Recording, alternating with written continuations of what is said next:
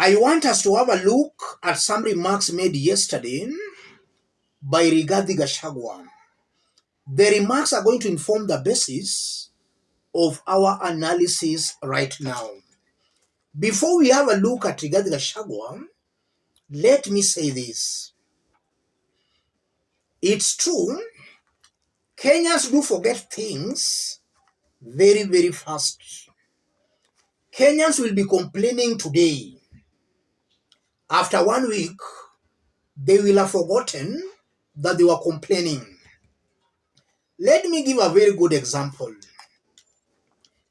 Last year during the opposition demonstrations, Gachagua was being seen as the face of police brutalities across the country. In fact, we used to see Gachagua going to his office very early in the morning just to coordinate on how the police was to deal with the innocent opposition supporters. Gachagua.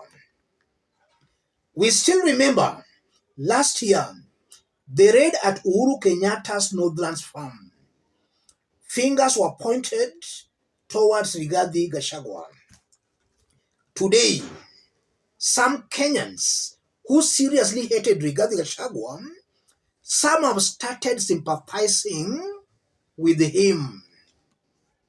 That's how fast Kenyans do forget things. Just a few months ago, Kasmuel Makoure was a darling to so many Kenyans. As I talk, Kenyans are calling Kasmuel Musaliti. Just 2 weeks back, Kebaso Morara was a darling to so many Kenyans. Right now, Kebaso Morara is being insulted. That's how fast Kenyans do forget about things. So it's actually true that Kenyans do forget things very, very fast. The people who are persecuting them yesterday becomes their heroes today. That's the reality on how Kenyans behave. So I won't be wrong to say that today some Kenyans really hate Ruto. They are really cursing William Ruto. In the next 1 or 2 years, those same individuals will be praising William Samoei Ruto. We still remember what happened in 2007. In fact, after the 2007 post-election violence, Ruto went to Molo, where he was badly heckled. In 2013, those who heckled Ruto were singing his praises. In 2017, the same. In 2022, they indeed voted for Ruto.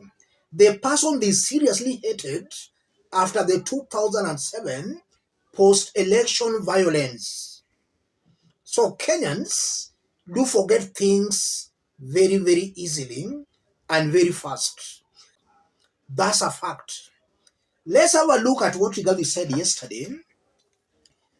I have heard people saying that by 2027, Mount Kenya people will have forgotten. We still remember the atrocities meted on us and the pain we suffered. When the time is right, we will address the issues at hand. But at the moment, we will keep quiet.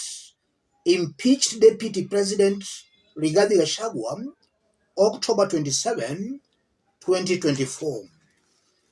I want us to put those remarks into perspective for Kenyans to understand where the truth lies in that.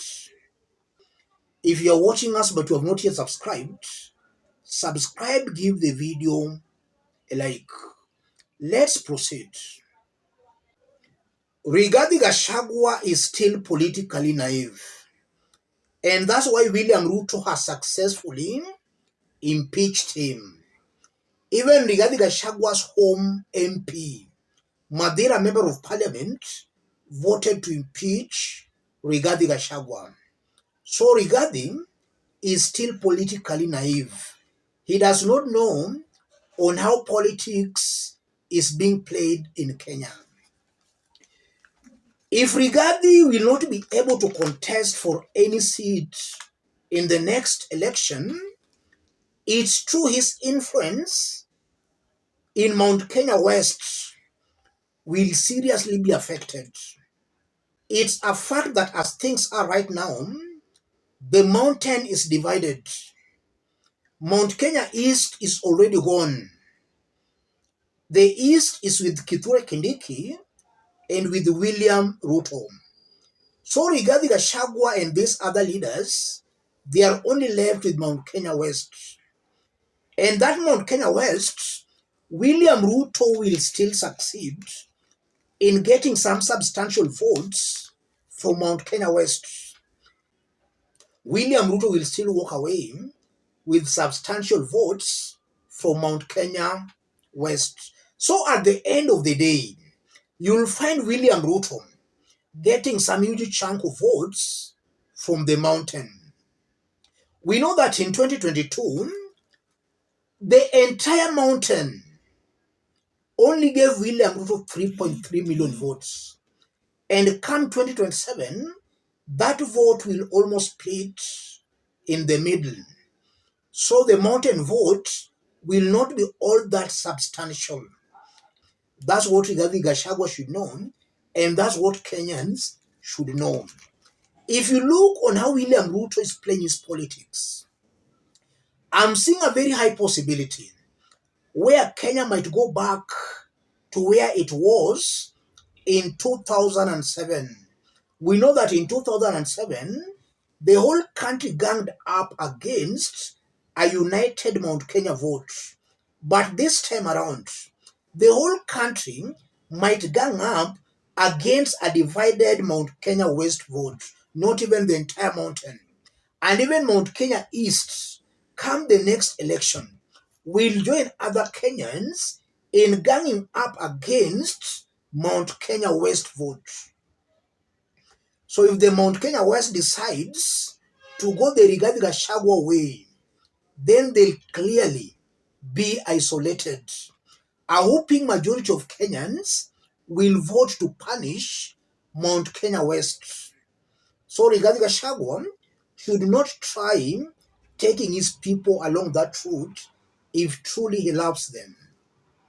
What should Rigathi Gachagua do if he wants to punish William Samoei Ruto?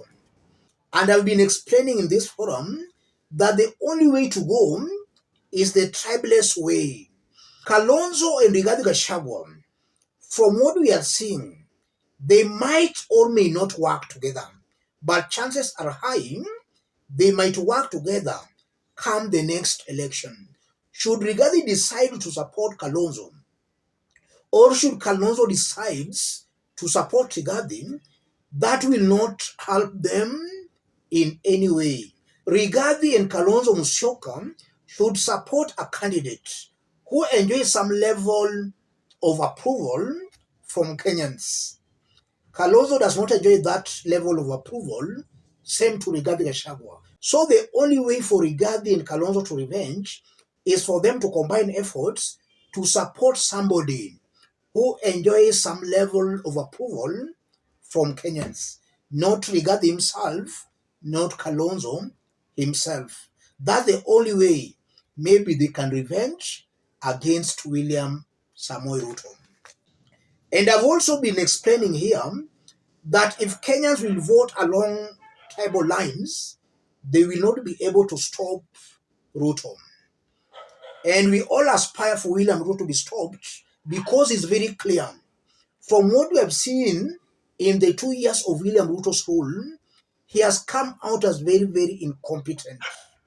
The only way for Kenyans now to stop Ruto is for Kenyans to go the tribeless way, not a Rigathi way, not a Kalonzo way, not a Raila or a Ruto way, but Kenyans should go the tribeless way.